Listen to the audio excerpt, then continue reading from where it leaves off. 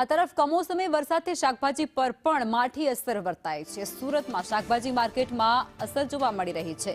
શાકભાજીની આવકમાં 40% સુધીનો ઘટાડો નોંધાઈ ગયો છે। વરસાદને પગલે ખેતરોમાં પાણી ભરાતાની સાથે જ નુકસાન વેરાયું છે, જેમાં ખાસ કરી તુવેર અને રીંગણ સાથે જ ફુલાવરની આવકમાં ઘટાડો થયો છે। કમોસમી વરસાદને કારણે સુરત સહિત આખા દેશમાં તાળાજી સર્જી છે અને તેને કારણે ઘણા બધા પાકોને પણ નુકસાન થયું છે, શાકભાજીને પણ નુકસાન થયું છે।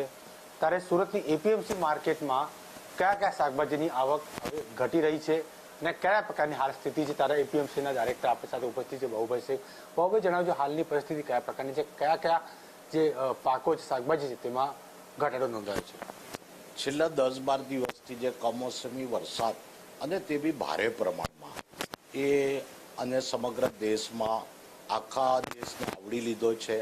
એના કારણથી જે ખેડૂતોને ડાંગર, કપાસ, મગફળી આમાં તો ભયંકર નુકસાન થયો જ છે, પરંતુ સાથે સાથે શાકભાજી પકવનાર ખેડૂતો જે છે એમને પણ મોટા પાયે નુકસાન થયું છે, કારણ કે જે શાકભાજી પાણીમાં બિલકુલ ટકતી જ નથી એવી શાકભાજીઓ અત્યારે તે બી નાશ પામેલ છે।